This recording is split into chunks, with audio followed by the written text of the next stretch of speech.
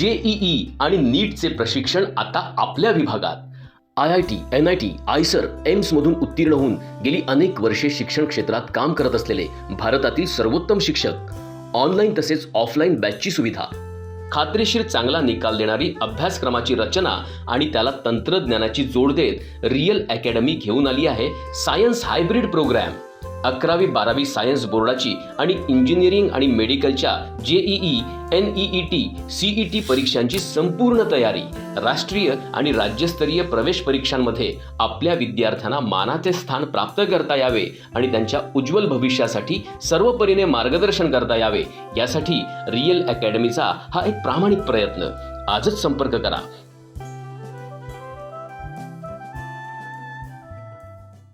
नमस्ते मित्रांनो, चक्रवाढ गतीनं वाढत जात अनेकांचा जीव घेणाऱ्या कोरोनाचा अनुभव नुकताच सगळ्या जगानं घेतला.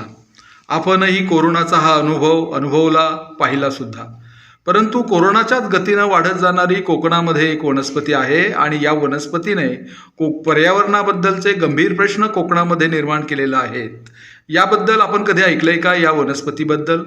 होय, रानमोडी असं या वनस्पतीचं नाव आहे. रान म्हणजे जंगल आणि मोडी म्हणजे मोडीत काढणारी. जंगलं मोडीत काढणारी भयानक वनस्पती म्हणून पर्यावरण तज्ज्ञ या रानमोडी या वनस्पतीचं वर्णन करतात. तुम्ही कोकणामध्ये जाताना अगदी रस्त्यांवर, डोंगरदऱ्यांमध्ये किंवा शेतांमध्ये पांढऱ्या चटकदार फुलांचा गुच्छ असलेली झुडपंच्या झुडपं तुमच्या नजरेस पडतील. ही झुडपं म्हणजे रानमोडी असण्याची शक्यता अधिक आहे.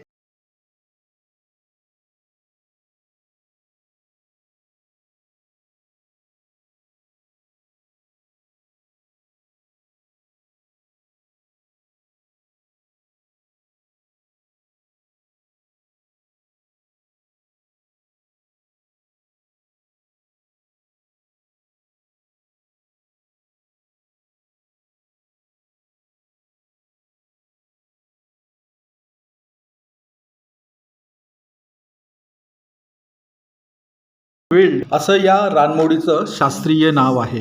तुम्हाला बुद्धिबळाचा पट माहिती आहे. त्याला चौकोन असतात, 64 चौकोन असतात.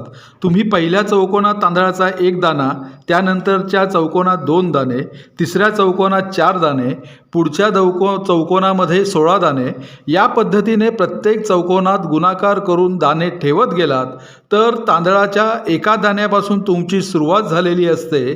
पण गुणाकार करत दाणे वाढवीत गेल्यास 64व्या चौकोनात जाईपर्यंत या दाण्यांची संख्या कोटींमध्ये जाते. कोरोनाच्या वाढीची तीव्रता सांगताना हे उदाहरण दिले जायचे. रानमोडी या वनस्पतीच्या वाढीचा वेग सांगताना हेच उदाहरण द्यावे लागते. इतका तिच्या वाढीचा वेग प्रचंड आहे. हा वेगच पर्यावरण तज्ज्ञांच्या दृष्टीनं चिंतेचा विषय बनला आहे. कोकणातील प्रसिद्ध वनस्पती शास्त्रज्ञ डॉक्टर बाळकृष्ण गावडे सांगतात, या रानमोडीचा पशुपक्ष्यास काहीही उपयोग नाही. या रानमोडीपासून नैसर्गिक रंग तयार करण्याच्या दृष्टीने प्रयत्न चालू आहेत. पण सध्या ही रानमोडी इतक्या वेगाने वाढते आहे की पर्यावरणाच्या ती मुळाशी येईल की काय अशी भीती आहे. रानमोडीचे बीज अत्यंत सूक्ष्म आणि हलके असून बीजाच्या मुखाशी केस असतात. हवेमार्फत या बिया पसरतात. रानमोडीचे या खोडापासूनही तिचे पुनरुज्जीवन होते. त्यामुळे ती जर तोडून टाकली तरी थोडासा ओलसरपणा लाभताच तिच्या खोडालाही मुळे फुटतात, रोपटे वाढते आणि मग रानमोडीची झुडपे उगवतात. या रानमोडींमुळे इतर वनस्पतींसाठी जागाच नसते. जंगली झाडंही उगवायला प्रतिबंध होतो. रानमोडीचे जंगल वाढू लागते. वनस्पतीशास्त्रज्ञ डॉक्टर बाळकृष्ण गावडे पुढे सांगतात की पूर्वी कोकणात घनदाट जंगले होती. जंगलाच्या तळाशी इतर हजारो वनस्पतींबरोबरच रानमोडीही मर्यादित होती. पण पुढे लोकसंख्या वाढली. रोजगारासाठी माणसं जंगलावर आधारित व्यवसाय करू लागली. वृक्षतोड वाढली. कोकणातील काही भागामध्ये फेरपालट पद्धतीनं डोंगर उतारावर केली जाणारी नागली व वरीची शेती डोंगर उतारावर होऊ लागली. डोंगर उतारावर वृक्षतोड झाली. आंबा, काजू, कोकम, नारळ, सुपारी लागवड वाढली. त्यामुळे घनदाट जंगल कमी होऊन किंवा जाऊन या वृक्षाच्छादित वनांच्या तळाशी वाढणाऱ्या वनस्पतींच्या बरोबरीनं रानमुडीसही भरपूर सूर्यप्रकाश मिळू लागला. रानमुडीच्या प्रसाराचा वेग हा हवेमार्फत असल्याने प्रचंड असल्यानं इतर वनस्पती नष्ट झाल्या, त्यांची जागा रानमुडीनं घेतली. इतर जमिनीलगत वाढणाऱ्या हजारो वर्षायू, द्वैवार्षिक, त्रैवार्षिक व बहुवार्षिक वनस्पती या नष्ट झाल्या. असंख्य वनस्पती आता आपल्याला ग्रंथातूनच वाचायला मिळतात. रानमुडींच्या प्रसाराचा वेग हा प्रचंड असल्यानं या इतर वनस्पतींची जागा रानमोडीने घेतली. जमिनीलगत असणारा इतर वनस्पतींचा फ्लोरा नष्ट होऊन त्यांची जागा रानमोडीने घेतल्यानं पर्यावरणाच्या दृष्टीनं या रानमोडीनं प्रश्न निर्माण केलेले आहे, असे डॉक्टर बाळकृष्ण गावडे यांनी सांगितले. या रानमोडी वनस्पतीपासून नैसर्गिक रंग तयार करण्याच्या प्रयत्नाला यश येत आहे.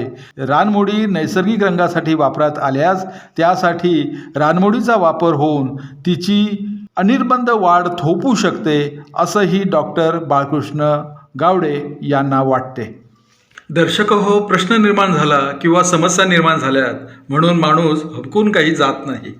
तो त्यावर उपाय शोधतो, इलाज शोधतो. रानमोडी या वनस्पतीनं कोकणामध्ये गंभीर प्रश्न निर्माण केले आहेत. पर्यावरणाचे प्रश्न निर्माण झालेले आहेत. ही गोष्ट खरी असली तरी माणूस त्यावरही उपाय शोधत आहे. पाहूया या समस्येवरील उपाय कधी सापडतो ते. असे आणखी व्हिडिओ पाहण्यासाठी कोकण नाऊचं यूट्यूब चॅनल सबस्क्राईब करा. बेल बटन दाबा. ताज्या घडामोडींसाठी लॉग इन करा kokarnau.com.